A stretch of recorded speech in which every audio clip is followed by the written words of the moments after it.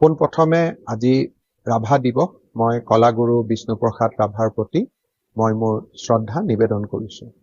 অলপ আগতে এটা ভাল খবৰ আমাৰ ৰাজ্যখনলৈ আহিছে। ইউৰোপিয়ান ইউনিয়নৰ এম্বেছাডৰ হাৰ্ভে ডেলফিন তেওঁ কিছুদিন আগত গুৱাহাটীলৈ আহিছিলে।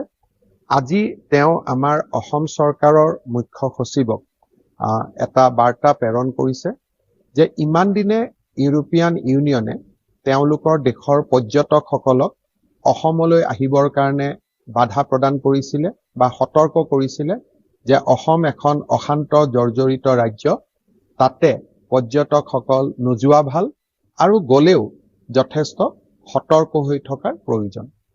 আজি ৰাতিপুৱা আমাৰ মুখ্য সচিবক ইউৰোপিয়ান ইউনিয়নৰ ভাৰতত থকা এম্বেছাডৰ গৰাকীয়ে জনাইছে যে অসমৰ পৰিৱেশ আৰু পৰিস্থিতি পৰ্যালোচনা কৰাৰ পিছত তেখেতসকলে অসম ভ্ৰমণৰ ক্ষেত্ৰত তেওঁলোকৰ দেশৰ নাগৰিকসকলৰ ওপৰত থকা প্ৰতিবন্ধকতা বা ৰেষ্ট্ৰিকশ্যন বা সীমাবদ্ধতা যোৱাকালিৰ পৰা আনুষ্ঠানিকভাৱে প্ৰত্যাহাৰ কৰিছে। ইয়াৰ চমুকৈ অৰ্থটো হ'ল এইটোৱে যে ইউৰোপিয়ান ইউনিয়ন বুলি ক'লে আমি বিশ্বৰ ২৭খন দেশৰ এটা গোটক বুজো।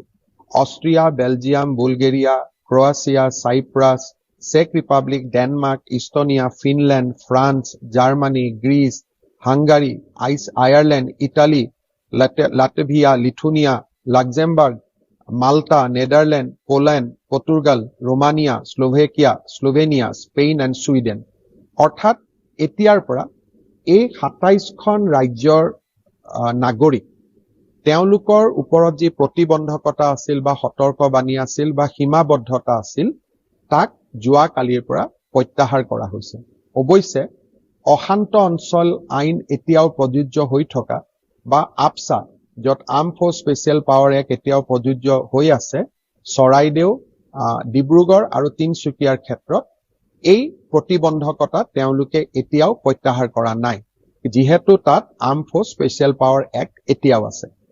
অৰ্থাৎ চমুকৈ আপোনালোকে জানে যে এডভান্টেজ অসম 0.2ৰ সময়ত আমি আৰম্ভ কৰিছিলো যে ৰাষ্ট্ৰসমূহৰ দূতাবাসসমূহৰ লগত আমি যোগাযোগ কৰিছিলো যে এতিয়া অসম এখন শান্তিপূৰ্ণ দেশ, অসমৰ পৰিৱেশ খুব ভাল, আপোনালোকে পৰ্যটকসকলক এতিয়া আমাৰ ৰাজ্যলৈ আহিবলৈ বাধা নিদিব। সেই সময়তে আমাৰ অনুৰোধ ৰক্ষা কৰি অষ্ট্ৰেলিয়া আৰু জাপানে অসম ভ্ৰমণৰ ওপৰত থকা প্ৰতিবন্ধকতা বা সীমাবদ্ধতা প্ৰত্যাহাৰ কৰিছিল। কিন্তু ইউৰোপিয়ান ইউনিয়নে এই প্ৰতিবন্ধকতা প্ৰত্যাহাৰ নকৰাৰ বাবে সমগ্ৰ ইউৰোপৰ টুৰিষ্ট বা পৰ্যটকসকল অসমলৈ আহিব পৰা নাছিল। বহুদিনৰ প্ৰচেষ্টাৰ মূৰত আমি আৰু এটা সফলতা লাভ কৰিলো যে এতিয়া ইউৰোপিয়ান ইউনিয়নৰ অৰ্থাৎ ইউৰোপৰ ২৭খন ৰাষ্ট্ৰৰ নাগৰিকসকল অসমলৈ পৰ্যটনৰ বাবে আহিব পাৰিব। অসমত তেওঁলোক আহিব পাৰিব, থাকিব পাৰিব। কাজিৰঙা, মানস, শিৱসাগৰ, যোৰহাট, কোকৰাঝাৰ, বৰাক উপত্যকাত সকলোতে তেওঁলোকে, তেজপুৰ, লখিমপুৰ, সকলোতে, ধেমাজি, সকলোতে তেওঁলোক যাব পাৰিব। আমাৰ বাবে ই এটা আনন্দৰ দিন, কাৰণ বিদেশী ৰাষ্ট্ৰই যেতিয়া এখন ৰাজ্যক অশান্তি জৰ্জৰিত বুলি কয়, সেই ৰাজ্যখনত ইনভেষ্টমেণ্ট নাহে, টুৰিষ্ট নাহে, ক'ব নোৱাৰাকৈ আৰ্থিকভাৱে আমাৰ বহুত ক্ষতি হয়।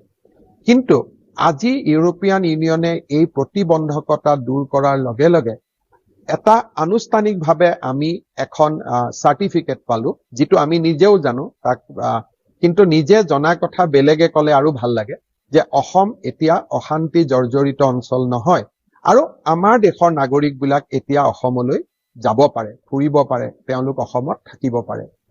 এই সিদ্ধান্তটোৰ ফলত আমাৰ লাভ কি হ'ব? মই ফেচবুকত অহাৰ মূল উদ্দেশ্য এইটোৱে যে এই সিদ্ধান্তটোৰ ফলত অসমত টুৰিজিম বা টুৰিষ্ট ইনফ্ল' খুব বাঢ়িব।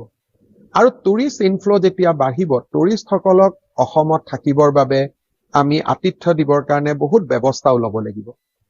ন' ডাউট অসমত বহুত 5 ষ্টাৰ আহিছে, অসমত নতুন হোটেল আহিছে, কিন্তু ইউৰোপৰ টুৰিষ্টসকলে 5 ষ্টাৰত থাকিব নোখোজে, কাৰণ তেওঁলোকে নিজৰ দেশত যথেষ্ট 5 ষ্টাৰ দেখিছে বা তেওঁলোকৰ জীৱন ধাৰণৰ লগত ডাঙৰ ডাঙৰ হোটেলবিলাক জড়িত হৈ আছে। তেওঁলোকে অসমৰ দৰে অঞ্চললৈ আহিব খোজে প্ৰকৃতিৰ লগত নিবিড় সম্পৰ্ক স্থাপন কৰাৰ বাবে। অৰ্থাৎ এটা প্ৰাকৃতিক পৰিৱেশত ব্যস্ততাপূৰ্ণ জীৱনৰ পৰা তেওঁলোকে 15 দিন প্ৰকৃতিৰ লগত থকাৰ সম্ভাৱনা বিচাৰি অসমত তেওঁলোক আহিব বিচাৰে বা অসমৰ দৰে প্ৰদেশত তেওঁলোক আহে। সেই কাৰণে এতিয়া আমাৰ সময় হৈছে যে জাপানে আমাৰ ওপৰত থকা সীমাবদ্ধতা প্ৰত্যাহাৰ কৰিলে, অষ্ট্ৰেলিয়াই প্ৰত্যাহাৰ কৰিলে, আৰু এতিয়া ইউৰোপিয়ান ইউনিয়ন বা ২৭খন ইউৰোপৰ ৰাষ্ট্ৰই আমাৰ ওপৰত থকা প্ৰতিবন্ধকতা প্ৰত্যাহাৰ কৰিলে। এতিয়া সময় হৈছে আমি হোমষ্টেৰ পৰিকল্পনা কৰা, সময় হৈছে আমি প্ৰকৃতিৰ লগত জড়িত হাট, জুপুৰি বা প্ৰকৃতিৰ লগত জড়িত কেম্প সাইট নিৰ্মাণ কৰা, আৰু অসমৰ জাতি উপজাতি বিভিন্ন জনগোষ্ঠীৰ খাদ্য সম্ভাৰসমূহ আমি বিদেশী পৰ্যটকসকলৰ বাবে উলিয়াই দিয়া, আৰু লগত তেখেতসকল যেতিয়া আহিব অসমৰ প্ৰাকৃতিক সৌন্দৰ্যও তেওঁলোকে উপভোগ কৰিব পাৰিব।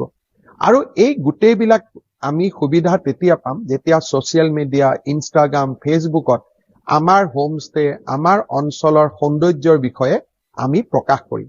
অসমীয়াতটো কমেই, কিন্তু বিদেশৰ পৰ্যটকসকলে যাতে ইয়াক বুজি পায় তাৰ কাৰণে আমি ইংৰাজীতে এই তথ্যবিলাক বিশ্বৰ জনগণক আমি দিব লাগিব। মই অসম পৰ্যটন নিগম বা আমাৰ টুৰিজিম ডিপাৰ্টমেণ্টকো নিৰ্দেশ দিম যাতে খুব এটা ধুনীয়া ৱেবছাইট হয়, সকলো হোমষ্টে তাত পঞ্জীয়নভুক্ত হয়, আৰু এটা ৱেবছাইটৰ পৰাই সমগ্ৰ ৰাজ্যৰ হোমষ্টে সমূহত যাতে তেওঁলোকে বুকিং কৰিব পাৰে, আৰু তেওঁলোকে এটা ছিংগল উইণ্ডৰ জৰিয়তে অসমৰ যিকোনো পৰ্যটনস্থলীলৈ বা পৰ্যটনস্থলীত নিৰ্মাণ কৰা হোমষ্টে আদি তেওঁলোক আহিব পাৰে। পৰ্যটনে আটাইতকৈ বেছি নিযুক্তি দিয়ে। ইমান দিনে আমাৰ মনত কষ্ট আছিল যে অসমখনক অশান্ত জৰ্জৰ বুলি কৈ থৈছিলে, গতিকে পৰ্যটকসকল অসমত আহিব নোখুজিছিল। আজিৰ পৰা আমি আৰু এটা এনে প্ৰতিবন্ধকতা বা সীমাবদ্ধতাৰ পৰা মুক্ত হলো। আত্মনিৰ্ভৰ অসম আমি কেনেকৈ আমাৰ অসমখনক পৰ্যটনৰ কেন্দ্ৰ কৰি নিৰ্মাণ কৰিব পাৰো, আমি নিশ্চিতভাৱে সকলোৱে প্ৰচেষ্টা কৰিব লাগিব। এটা ভাল খবৰ আপোনালোকক জনালো, কিন্তু খবৰ হৈ থাকিব যেতিয়া খবৰক আমি আমাৰ ইতিবাচক দিশলৈ আমি ৰূপান্তৰ নকৰো। আজি ইউৰোপিয়ান ইউনিয়নে সীমাবদ্ধতা প্ৰতিবন্ধকতা প্ৰত্যাহাৰ কৰিলে, তাৰ মানে এইটো নহয় যে অহাকালিৰ পৰা হাজাৰ হাজাৰ টুৰিষ্ট অসমত আহিব। আমি ভাল হোমষ্টে বনাব লাগিব, সুন্দৰ হোটেল বনাব লাগিব, আমাৰ পৰ্যটনস্থলীসমূহ আমি চাফ চিকুণ সুন্দৰ কৰি ৰাখিব লাগিব, আৰু আটাইতকৈ ডাঙৰ কথা আমি আমাৰ নিজৰ গাঁওখন, আমাৰ নিজৰ অঞ্চল বা আমাৰ পৰ্যটনস্থলীৰ বিষয়ে আমি ছচিয়েল মিডিয়াত খুব বেছিকৈ প্ৰকাশ কৰিব লাগিব। আজি আৰু বিশেষ নকওঁ, আপোনালোকে জানেই যে 1, 2, 3 তাৰিখে আমি আৰু কিছু অতিথি খুব হাই ডিগনেটৰিজ বুলি আমি কৈছো তেওঁলোক অহাৰ আমি অপেক্ষা কৰি আছো। অসমখনক বিশ্ব মানচিত্ৰত লৈ যাবৰ বাবে আমি চেষ্টা কৰি আছো, মাত্ৰ আপোনালোকৰ সহায় আৰু সহযোগিতা লাগে।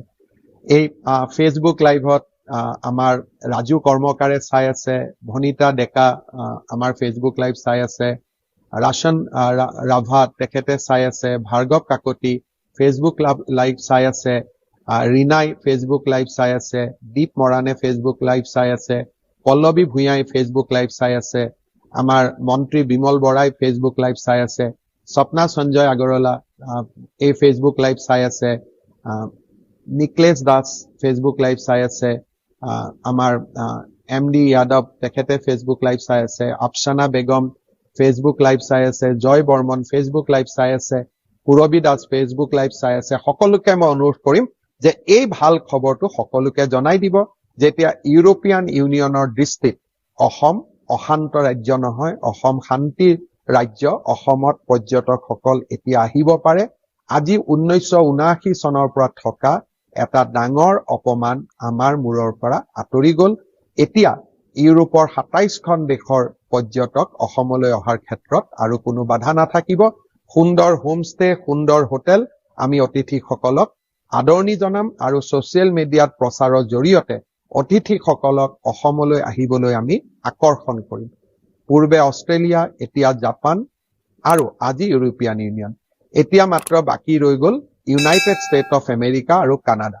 এই দুইখন ৰাষ্ট্ৰৰ লগত আমি আকৌ যোগাযোগ কৰি থাকিম যাতে USA, United state of America আৰু কানাডায়ো অসমৰ ওপৰত থকা প্ৰতিবন্ধকতা যাতে প্ৰত্যাহাৰ কৰে।